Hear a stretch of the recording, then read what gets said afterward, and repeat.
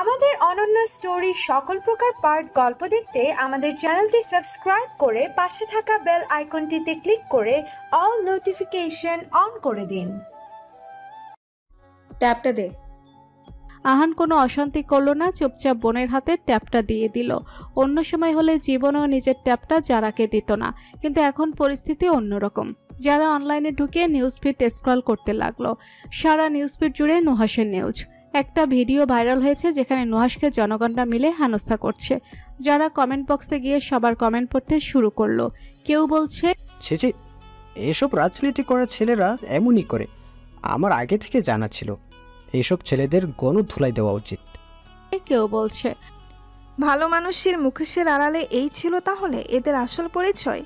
এদেরকে পুলিশের হাতে নয়, এদেরকে মেয়েদের হাতে ছেড়ে দেওয়া হোক, তারপর মেয়েরা এর শোধ তুলে নিবে। জানোয়ার একটা। আর অনেক বাজে বাজে কমেন্ট করছে, যেগুলো যারার পড়তে রুচিতে বাজছে। যারা ট্যাপটা আহানের হাতে দিয়ে দেয় আর কমেন্ট পড়ার শক্তি পাচ্ছে না সে। চোখ দুটো জ্বলে টলমল করছে আর এক মুহূর্ত দেরি না করে গরমে ঝলসে যাওয়া পা নিয়ে দৌড়ে নিজের ঘরে চলে যায়। বাড়ির সবাই হতবাক হয়ে যারাকে দেখে গেল। হঠাৎ করে মেয়েটার হলো কি? অয়ন্তীও দৌড়ে যারা বলতে বলতে যারার পেছন পেছন গেল। বাড়ির প্রবীণ পুরুষ সদস্যরা বাড়িতে নেই। জোহরা বেগম তাড়াতাড়ি করে স্বামীকে ফোন করে সবটা খুলে বলেন, কিন্তু দুই ভাই গেছে শহরের বাইরে বিজনেসের কাজে। আসতে মিনিমাম রাত 10টা তো বাজবেই। রিহান গাড়ি ড্রাইভ করছে, যতটা জোরে গাড়ি ড্রাইভ করা যায় ততটাই জোরে ড্রাইভ করছে। জাহিন নেহালকে ফোন করেছে, আগে নুহাসের জামিনের ব্যবস্থা করতে হবে, পরেরটা পরে দেখা যাবে। আর এটা জাহিন শিওর হয়ে গেছে, নুহাসকে এই কেসে যে ইচ্ছে করে ফাঁসিয়েছে। নেহাল ফোন ধরতেই জাহিন বলে, কোথায় তুই? বাড়ি পৌঁছে গেছিস? না, আর কিছুক্ষণের মাঝে পৌঁছে যাব। গাড়ি ঘুরিয়ে থানায় আন। নেহাল গাড়িটা এক সাইডে থামিয়ে চিন্তিত হয়ে বলে, থানায় কেন? নুহাসকে জামিন করাতে হবে। মানে নুহাস তো... ওকে সেক্সুয়াল হ্যারাসমেন্টের কেসে ফাঁসানো হয়েছে। কিভাবে? জানি না আমি থানায় যাচ্ছি, তুই ওর জামিনের ব্যবস্থা কর প্লিজ। কিন্তু এত তাড়াতাড়ি কি করে জামিনের ব্যবস্থা করব? আমি কিছু জানি না, তুই যে করেই হোক একটা ব্যবস্থা কর প্লিজ। ঠিক আছে, আমি দেখছি। বলেই ফোন কেটে দেয় নেহাল। নেহাল গাড়ি ঘুরিয়ে নিয়ে চলল নিজের অফিসে। ওখানে গিয়ে নুহাসের জামিন পাওয়ার জন্য আগে রসিদ তৈরি করতে হবে, তারপর তা কোর্টে নিয়ে সেটা মঞ্জুর করে তারপর থানায় যেতে হবে। 3 জন পুরুষ মানুষ বসে আছে ত্রিভুজাকারে ফেলে রাখা 3টা সিঙ্গেল সোফায়। 2 জন পুরুষ 55-এর ঊর্ধ্বে বয়স, তো আরেকজন 25 থেকে 26 বছর বয়সের এক যুবক। যুবকটি পায়ের পা তুলে ফোন টিপছে। তার সামনে যে বয়স্ক 2 জন মানুষ বসে রয়েছে তাতে তার কোনো প্রকার ভ্রুক্ষেপ নেই। বয়স্ক 2 জন পুরুষের মাঝ থেকে একজন তিরিক্ষে মেজাজে বলেন, তোমার প্ল্যান তো ফেল হয়ে গেল। যুবকটি ফোনের দিকে দৃষ্টি রেখে শান্ত গলায় বলল, ফেল কোথায় দেখলেন? আমার প্ল্যান তো সাকসেসফুল হলো, শুধু জাহিনের জায়গায় নুহাস ফেসে গেল। মধ্যবয়স্ক লোকটি কপট রাগ দেখিয়ে বলল, আমরা নুহাসকে নয় জাহিনকে ফাঁসাতে চেয়েছিলাম। যুবকটির মধ্যে বয়স্ক মানুষটির দিকে শান্ত চোখে তাকিয়ে গভীর গলায় বলল, কথাই আছে, কান টানলে মাথা আসে। জাহিনের কান হচ্ছে নুহাস, তো নুহাসের কান টানলে মাথা আপনা আপনি আসবে। মাথা আসার ব্যবস্থা আপনার লোকজনকে বলেন করে দিতে, তাহলেই তো ল্যাটা চুকে যায়। আর আমি ছাড়া আপনি অচল। মেয়র খলিল সাহেব, এই দিনের আরহান ফাউন্ডেশনের আগুনটা কিন্তু আমি লাগাতেই আপনাকে সাহায্য করেছি। আমি ওই দিনের সব রকম খবরাখবর দিলে তারপর আপনি আপনার চাল চালতে পারেন। খলিল তালুকদার একটু নড়ে চড়ে বসে ওনার পাশে থাকা মধ্যবয়স্ক লোকটির দিকে তাকাতেই লোকটি বলে ওঠে, চিন্তা করবে না মেয়র সাহেব, এবারের নির্বাচনে আপনিই জিতবেন। পারলে রাতারাতি টাকা দিয়ে ভোট কিনে আপনাকে জিতিয়ে দিব আমি। এর মাঝে যুবকটি বলে উঠল, আমাকে যেতে হবে এবার, কারণ এই দুঃখে তো আমাকেও একটু সামিল হতে হবে নাকি? আপন মানুষ যদি একবার ভারাক্রান্ত সময় না পাশে থাকে তাহলে কিসের আপন মানুষ? কথাটা বলেই চলে গেল যুবকটি। খলিল তালুকদারের পাশে থাকা মধ্যবয়স্ক লোকটি বলল, ও নাকি আপন মানুষ, ঘরের শত্রু বিভীষণ একটা।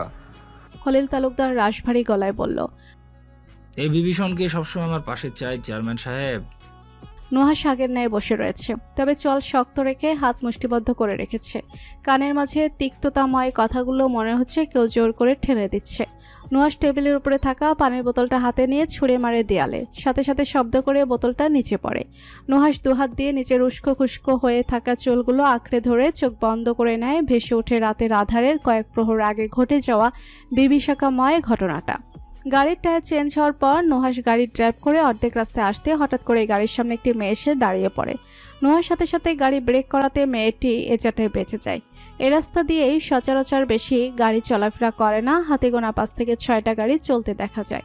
মেয়েটি দৌড়ে গাড়ির কাছে আসে। নুহাশ গাড়ির কাছ নামিয়ে কপট রাগ দেখিয়ে বলে, এভাবে কেউ গাড়ির সামনে আসে যদি অ্যাক্সিডেন্ট হতো তখন কি হতো? মেয়েটি ক্লান্ত গলায় বলে, সরি ভাইয়া, যতগুলো গাড়ি নিয়েছে হাতের ইশারা করে তাদের কাছে লিফট চেয়েছি, কিন্তু গাড়ি থামায়নি, তাই বাধ্য হয়ে আপনার গাড়ির সামনে চলে এসেছি। নুহাশ বুঝতে পারলো মেয়েটি বিপদে পড়েছে, তাই এভাবে হয়তো গাড়ির সামনে চলে এসেছে। কোথায় যাবেন আপনি? এই তো সামনে কলেজ রোডে। প্লিজ আমায় একটু লিফট দিবেন ভাইয়া, আমার অসুস্থ মা বাসায় একা।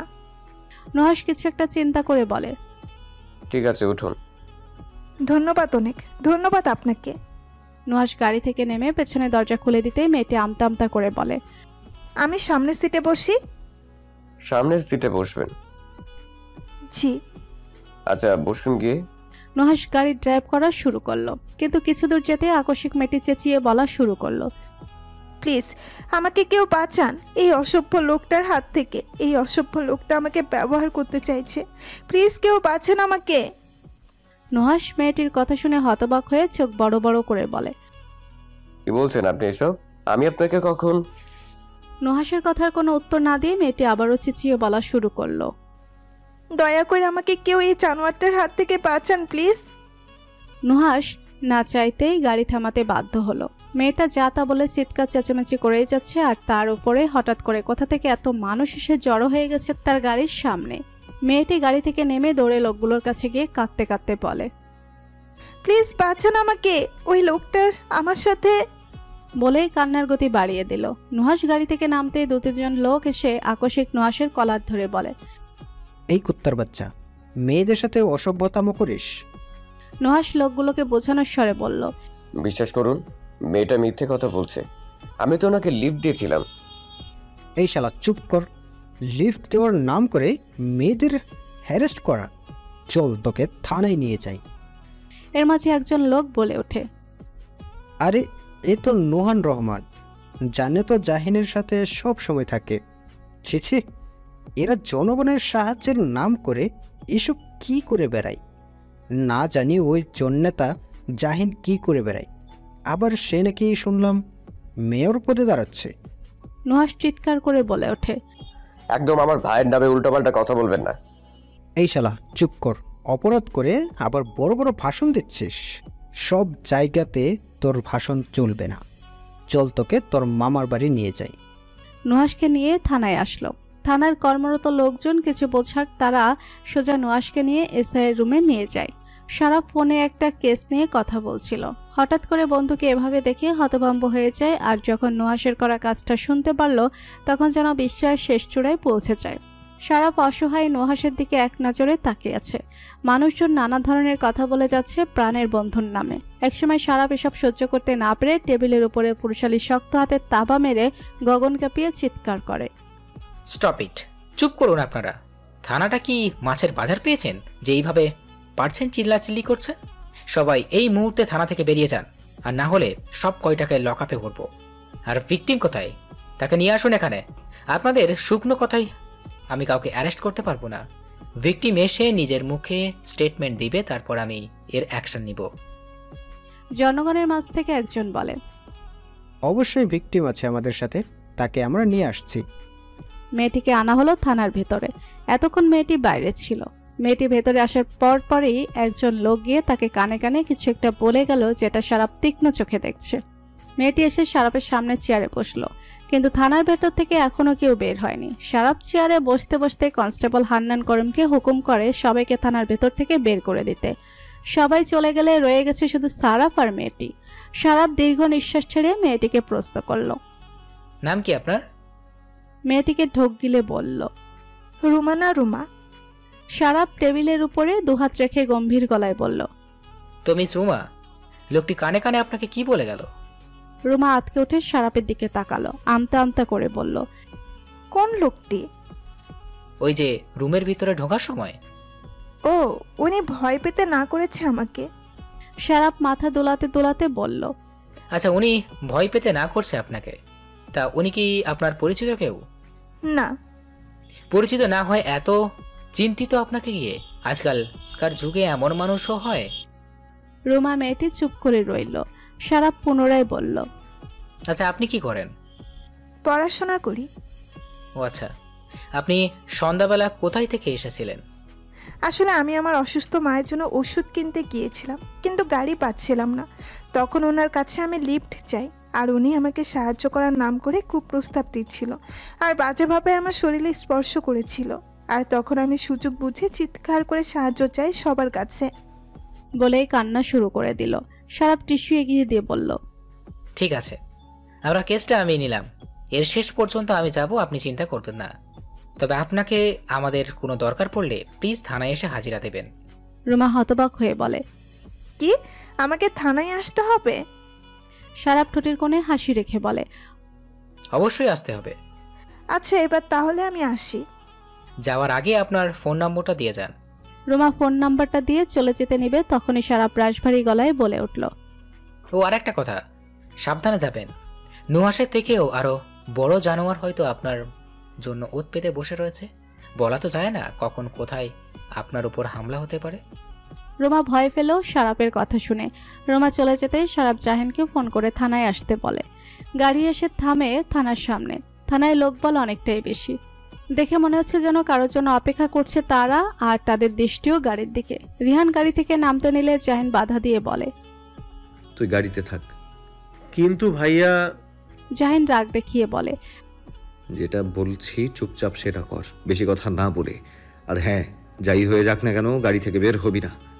রিহান মাথা নাড়িয়ে সায় দিল। জাহিন পকেট থেকে মাস্ক বের করে মুখে পরে নিয়ে খাড়া চুলগুলো এলোমেলো করে দিয়ে কপালে এনে ফেলে নিজ হাতে। জাহিন চায় না এই মুহূর্তে এখানে একটা গন্ডগোল হোক, আগে নুহাসকে থানা থেকে বের করতে হবে, তারপরেটা পরে দেখা যাবে। জাহিন গাড়ি থেকে নামতে উদ্যত হতে নেবে, তখনই জাহিন কিছু একটা ভেবে বলে, সিট চেঞ্জ কর। রিহান হতবাক হয়ে বলে, মানে? আমি চাই না কেউ বুঝতে পারুক তুই কিংবা কেউ আমার সাথে এখানে এসেছে। আচ্ছা। জাহিন ড্রাইভিং সিটে গিয়ে বসে গাড়ির দরজা খুলে গাড়ি থেকে নেমে বাহাত দিয়ে কপাল চুলকাতে চুলকাতে থানার ভেতরে ঢুকে। সবাই তীক্ষ্ণ চোখে জাহিনের পানে তাকিয়ে রইল, কিন্তু কেউ কিছু বলল না। জাহিন থানার ভেতরে ঢোকার সাথে সাথে এক লোক নিজের পকেট থেকে ফোন বের করে কাউকে একটা ফোন করে বলে, ভাই চলে এসেছে, ওই শেখ জাহিন। ফোনের অপর প্রান্ত থেকে পুরুষালী এক কণ্ঠস্বর ভেসে আসে, জি ভাই। বলে ফোন কেটে দেয়। থানার অদূরে দাঁড়িয়ে থাকা গাড়ির কাজটা অল্প একটু নামিয়ে যুবকটি থানার দিকে স্থির দৃষ্টিতে তাকিয়ে রহস্যময় হেসে বলে। জাহিন থানার ভেতরে ঢুকে মুখের মাস্কটা খুলে হাঁটতে হাঁটতে চুলগুলা ব্যাগ ব্রাশ করে পেছন দিকে ঠেলে দিয়ে সোজা শারাপের কেবিনে ঢুকে উৎকণ্ঠা গলায় বলে, নুহাস কোথায়? শারাপ চোখ বন্ধ করে কপালে হাত ঠেকিয়ে রেখেছিল। জাহিনের কণ্ঠস্বর শুনে চোখ খুলে জাহিনকে দেখে বলে, ভাই তুমি এসেছো? নুহাস কোথায়? শারাপ বসা থেকে উঠে দাঁড়িয়ে বলে, জিজ্ঞাসাবাদ রুমে রেখেছি, ওকে নিয়ে চল আমাকে। শারাপ জাহিনকে নিয়ে চলল নুহাসের কাছে। দরজা খুলে রুমে ঢুকতেই নজর পড়ে ঘরের এক কোণে নুহাস হাঁটু মুড়ে বসে রয়েছে। দুহাত আড়াআড়ি করে হাঁটু ধরে রেখে কপাল ঠেকিয়ে রেখেছে হাঁটুর উপরে। দরজা খোলার শব্দ শুনে নুহাস মুখ তুলে সামনের দিকে তাকালো, কিন্তু ঠাই বসে রইল। জাহিন দ্রুত পায়ে নুহাসের কাছে এসে হাঁটু ভেঙে বসে চাপা গলায় বলল, কি হয়েছিল রাস্তায়? নুহাস নির্বাক। জাহিন পুনরায় প্রশ্ন করলো নুহাসকে, কিন্তু কোনো উত্তর দিল না নুহাস, শুধু এক নজরে তাকিয়ে রইল। মনে হচ্ছে যেন নুহাস একটা ট্রমার ভেতরে চলে গেছে। অনেকটা সময় পেরিয়ে গেল, নুহাস টু শব্দটাও করলো না। নুহাসের ভাব দেখে জাহিনের রাগ উঠল, মন চাইছে নুহাসের বাগালের সপাটে একটা চড় বসিয়ে দিতে। জাহিন হতাশার নিঃশ্বাস ছেড়ে উঠে দাঁড়িয়ে অনামিকা আঙ্গুল দ্বারা বা চোখের ভুরুটা চুলকিয়ে রাগটা কন্ট্রোল করার চেষ্টা করলো। সামান্য একটা বিষয় নিয়ে এভাবে ভেঙে পড়ার কি মানে আছে সেটাই বুঝতে পারছে না জাহিন। পাশে দাঁড়িয়ে থাকা শারাপ বলে উঠল, ভাই আমি বলছি। জাহিন শাসানোর স্বরে বলল, তুই কেন? ও কি বোবা যে তোকে বলতে হবে? ওকেই সবটা বলতে হবে? জাহিন নুহাসের জ্যাকেটের কলার চেপে ধরে টান দিয়ে দাঁড় করিয়ে নুহাসের দিকে অগ্নিচোখে তাকিয়ে ঠান্ডা গলায় বলল, যা যা হয়েছে সবটা বল। বেশি দেরি করলে আমার হাতে কিন্তু তুই চড় খাবি নুহাস। জাহিনের গলার স্বর ঠান্ডা হলেও সেই স্বরে রয়েছে রাগের আভাস। নুহাস জাহিনের চোখের দিকে তাকিয়ে লজ্জিত গলায় বলে, বিশ্বাস করো ভাই, আমি এমনটা করিনি। জানি আমি তুই কিছু করিসনি, কিন্তু আমাকে না বললে বুঝবো কি করে কি হয়েছিল সেই সময়ে? বলবো, কিন্তু তার আগে একটু পানি খেতে হবে। সারাপ নুহাসের কথাটা শোনার সাথে একজন কনস্টেবলকে পানি আনতে বলল। নুহাস সবটা খুলে বলল জাহিনকে। জাহিন স্তব্ধ হয়ে বসে রইল। সবাই যেন তাদের পেছনে উঠে পড়ে লেগেছে। সারাপ বলল, ভাই কি করব এখন? গাড়িটা কোথায়? আগামীকাল মেয়েটাকে থানায় আসতে বলবি। ওই মেয়ের পেট থেকে কি করে সত্যি কথা বের করতে হয় সেটা আমার খুব ভালো করেই জানা আছে। কি করবে তুমি? সেটা আগামীকালকেই দেখতে পাবি। অয়ন্তীকে সিঁড়ি বেয়ে নেমে আসতে দেখে জোহরা বেগম চিন্তিত হয়ে বলেন, কি হয়েছে জারার? দরজা খুললো না মা, তবে বলেছে ওর নাকি কিছু ভালো লাগছে না, তাই একটু একা থাকতে চায়। বুঝলাম না, মেয়েটার হঠাৎ কি হলো? রোকেয়া বানু আহাজারি করে বলতে শুরু করলেন, আমার সংসারটাতে কালো ছায়া পড়েছে, তাই একের পর এক অঘটন ঘটে চলেছে। এই কালো ছায়াটা হলো এই মেয়েটি। অয়ন্তীকে উদ্দেশ্য করে কথাটা বলা হলো। অয়ন্তী মাথা নিচু করে দাঁড়িয়ে রইল। অয়ন্তী কথাগুলো গায়ে মাখলো না, মেখে লাভ কি, যার যেটা বলার সে তো সেটা বলবে। এর মাঝে রুনা আক্তার বলেন। রোকেয়া বানু দ্বিগুণ রেগে গিয়ে বললেন, এইসব ভদ্রসদ্র মেয়েগুলোই এক একটা মিচকা শয়তান হয়। এই মেয়ের জন্যই আমার এক নাতির ঘর ছাড়া হয়েছে। না জানি আমার নাতি তিনটে কি অবস্থায় আছে। আমি আমার এক মানিককে 5 বছর আগে হারিয়েছি, আর কোনো মানিককে হারাতে চাই না। আমি বুঝতে পেরেছো তোমরা? রুনা আক্তারের বুকটা ধক করে ওঠে শাশুড়ির শেষ কথাটা শুনে। সন্তানকে হারিয়েছে, 5 বছর হয়ে গেছে, কিন্তু সেই ক্ষত এখনো শুকায়নি। প্রতিদিন রাত হলে যখন ঘুমাতে যায় আর মস্তিষ্ক যখন স্থির হয়ে চোখ লেগে আসে, তখনই মনে হয় দূর থেকে সেই চিরচেনা একটা কণ্ঠ ভেসে আসে কানে। মা গো, ওরা আমাকে বাঁচতে দিল না মা, ওরা আমাকে মেরে ফেললো মা। আমার যে খুব কষ্ট হচ্ছিল তখন মা, আমি শত চেষ্টা করেও দম ধরে রাখতে পারিনি মা। তুমি আমাকে ছোট্টবেলার মতো কোলে তুলে নাও না মা, তাহলে আমি হয়তো আবারও প্রাণ ভরে শ্বাস নিতে পারবো। মা কই তুমি? আমাকে টেনে তুলে নাও তোমার কোলে মা। এর মাঝে শেখ রেজাউল সাহেব রাগ মেশানো গলায় বলল, তোমরা চুপ করো সবাই, আল্লাহ আল্লাহ করো যেন ছেলে দুটো সুস্থ শরীরে বাড়ি ফিরে আসে। জোহরা বেগম আস্তে করে বলেন, ছেলে দুটো নয়, ছেলে 3টে। রোকেয়া বানু বুড়ুকুচকে বলেন, ছেলে 3টা মানে? রিহান ফিরে এসেছে। রোকেয়া বানু খুশি হয়ে বললেন, রিহান দাদু ভাই ফিরে এসেছে, কিন্তু সে কোথায়? জাহিনের সাথে থানায় গেছে। যাক, বাড়ির ছেলে বাড়ি ফিরে এসেছে, এবার শুধু নুহাসকে নিয়ে ফিরলেই হলো। রিহান ফেরাতে বাড়ির সবাই খুশি হলেও কেন জানি অয়ন্তীর মনে একটা অস্থিরতা কাজ করছে। যে লোকটার সাথে তার বিয়ে হওয়ার কথা ছিল কিন্তু হলো তার বড় ভাইয়ের সাথে, সেই লোকটার সামনে কি করে যাবে সে?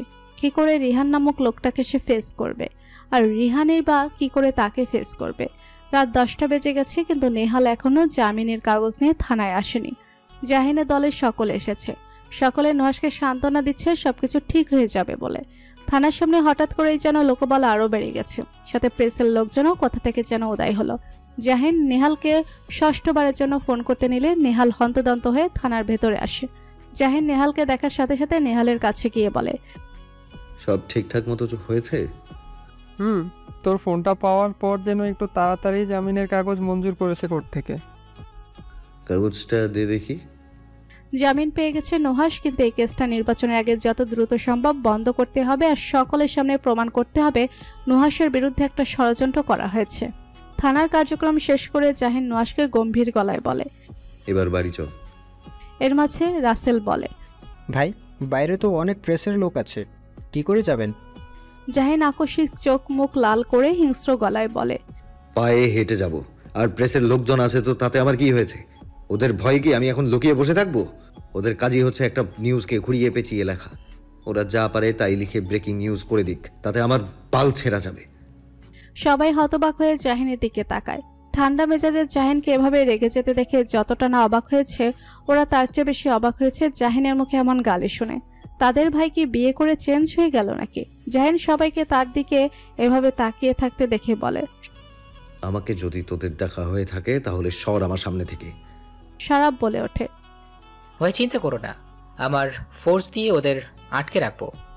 নেহাল তুই ভেতরে থাক, এই ঝামেলা শেষ হলে তারপর থানা থেকে বের হবি, তার আগে নয়। আমি চাই না তোর কোনো ক্ষতি হোক। জাহিন থানা থেকে বের হতে নেবে তখনই হাঁটা থামিয়ে নেহালকে উদ্দেশ্য করে বলে। নেহাল মাথা নাড়িয়ে বন্ধুর কথায় সায় দিল। এখন না বের হওয়াটাই উত্তম তার জন্য। জাহিন থানা থেকে বের হলো, পেছন পেছন নুহাশ আর অন্যরাও বের হয়েছে। থানা থেকে বের হতে দেরি হলো, কিন্তু প্রেসের লোকজনদের হামলে পড়তে দেরি হলো না। লোকবল এতটাই বেশি যে পুলিশের লোকেরা হিমশিম খাচ্ছে আটকে রাখতে তাদের।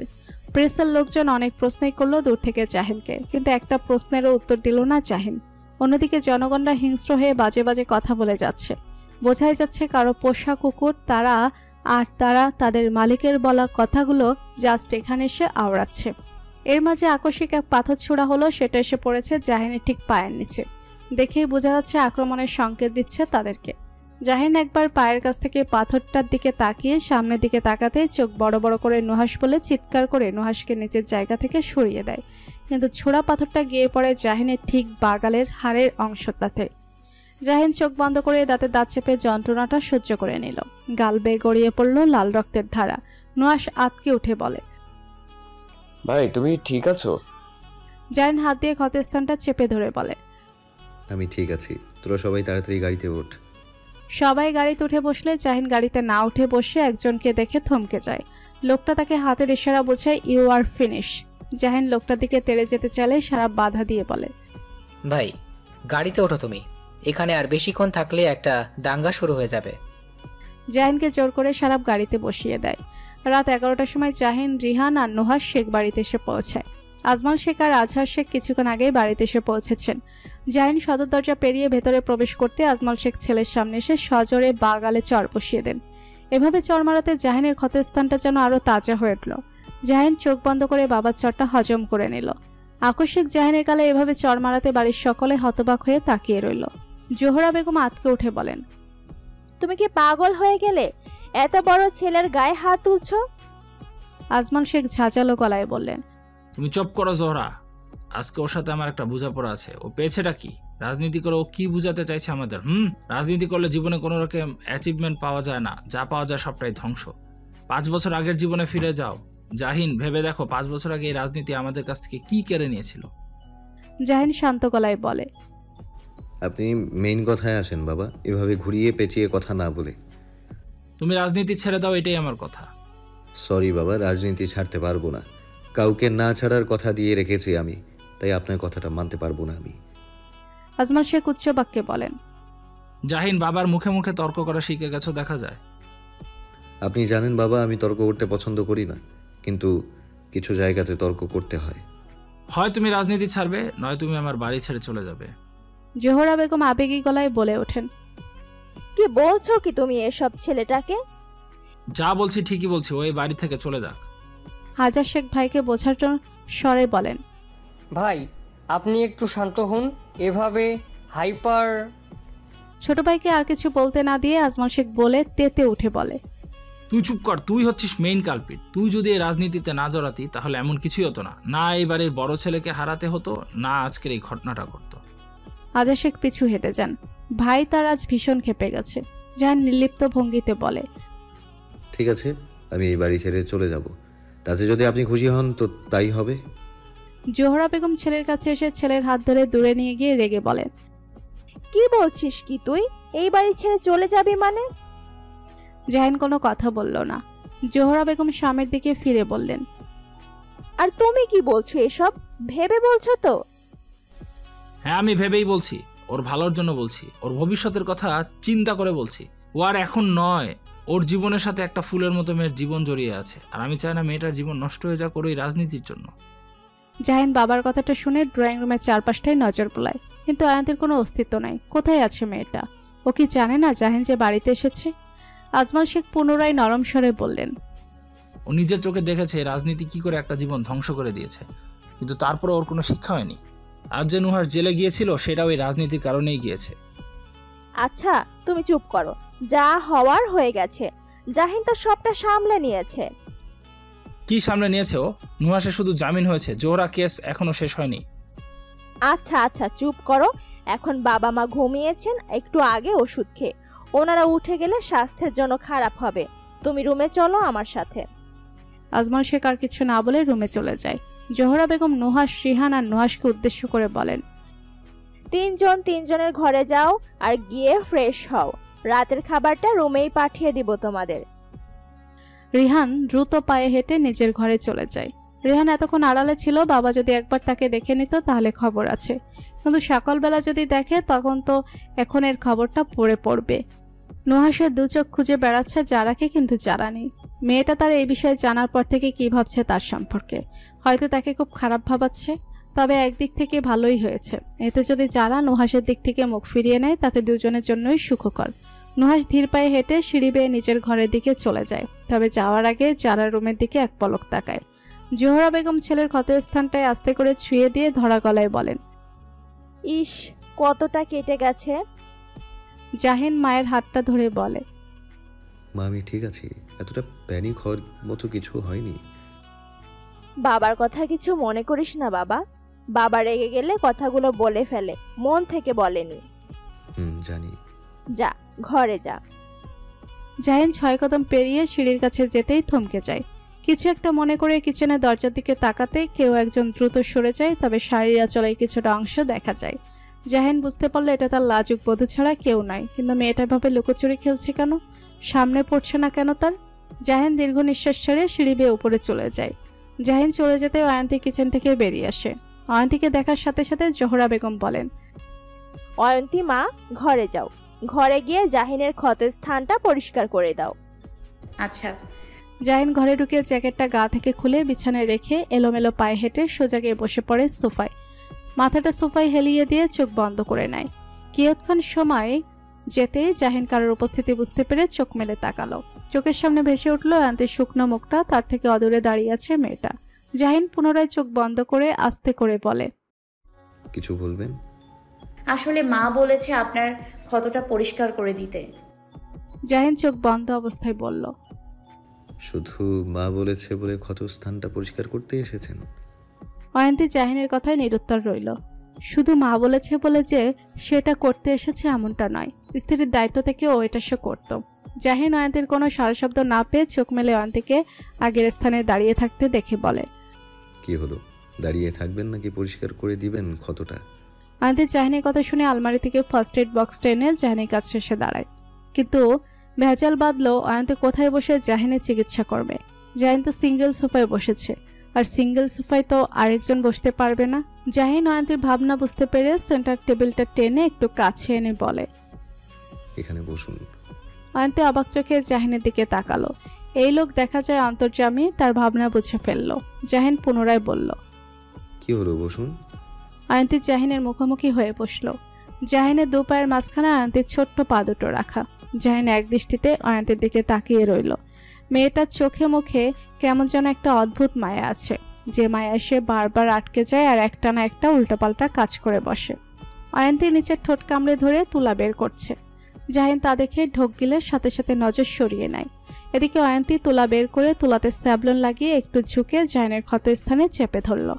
জাহিন জ্বালা সহ্য করতে না পেরে আহ করে ওঠে।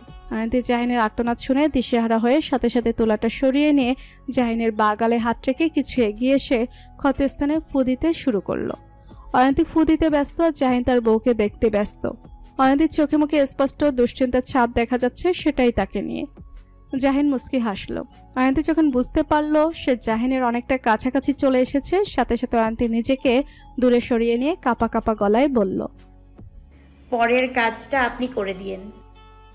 অয়ন্তী উঠে চলে যেতে নিলে জাহিন জলদি অয়ন্তীর হাতের কবজি চেপে ধরে বলে, শুরুটা যখন আপনি করেছেন শেষটাও আপনি করেন, আর বউ থাকতে আমি কেন এত পরিশ্রম করব? ইস, আবারও সেই বউ ডাক। এইভাবে কেন বউ বলে ডাকে লোকটা তাকে? তার বুঝি কিছু হয় না?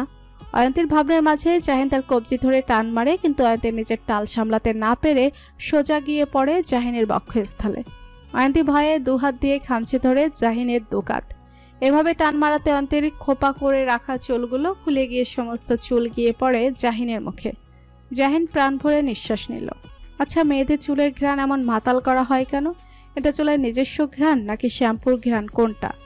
জাহিনের ভাবনার মাঝে অয়ন্তী জাহিনের দিকে পিটপিট চোখে তাকিয়ে ঢোক গিলে আনমনে নিজের ঠোঁট কামড়ে ধরল। জাহিনও আলতো হাতে অয়ন্তীর চুলগুলো কানে গুজে দিয়ে মোহনীয় গলায় বলে, এইভাবে আমার সামনে কখনো আর ঠোঁট কামড়াবেন না অয়ন্তী। তখন হয়তো আবারও আমি কোনো অপ্রত্যাশিত ঘটনা ঘটিয়ে দিব, যেটা আমি এই মুহূর্তে করতে চাইছি না। কথাটা বলেই অয়ন্তীকে সেন্টার টেবিলে বসিয়ে দিয়ে নিজের ব্যবহৃত কাপড় নিয়ে ওয়াশরুমে চলে যায়। অয়ন্তী তব্দা হয়ে বসে রইল। জাহিন কি করার কথা বলে গেল তাকে? কিয়ৎক্ষণ সময় যেতেই জাহিনের বলা কথাটার মর্ম বুঝতে পেরে অয়ন্তীর গাল দুটো লজ্জায় লাল হয়ে যায়। মধ্যরাত, চারদিক গুটগুটে অন্ধকার, আর তার সাথে কুয়াশার চাদরে ঢেকে আছে পুরো শহর। এই হিম ঠান্ডার মাঝে নুহাস দাঁড়িয়ে আছে ব্যালকনিতে। হাত পা পুরো ঠান্ডা বরফ হয়ে গেছে, তারপর নুহাস ঠায় দাঁড়িয়ে রয়েছে। তর্জনীর মধ্যমা আঙ্গুলের ফাঁকে জ্বলন্ত সিগারেট। খানিকক্ষণ পরপর জ্বলন্ত সিগারেট ঠোঁটের মাঝে রেখে সিগারেট একটান দিয়ে সেই ধোঁয়া ছেড়ে দেয় আকাশের পানে, আর সেই নিকোটিনের ধোঁয়া গিয়ে মিলিত হচ্ছে কুয়াশার সাথে।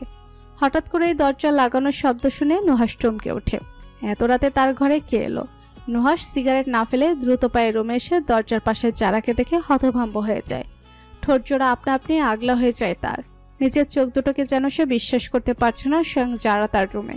কিন্তু যারা এত রাত্রে তার রুমে কেন? এটা কি তার ভ্রম নাকি বাস্তব? আঙ্গুলের মাঝে থাকা জ্বলন্ত সিগারেটের আগুনের ছেঁকা লাগাতেই নুহাস আহ করে উঠে সিগারেটটা হাত থেকে ফেলে দিয়ে তা পা দিয়ে পিষে সামনে তাকায়। না, এটা তার ভ্রম নয়, সত্যি যারা তার রুমে এসেছে। মেয়েটার চোখে মুখে কেমন জানি একটা ক্রোধ রয়েছে। মনে হচ্ছে নুহাসকে আজকে কাঁচা গেলে খাবে। নুহাস ঢোক গিলে মনে মনে বলে,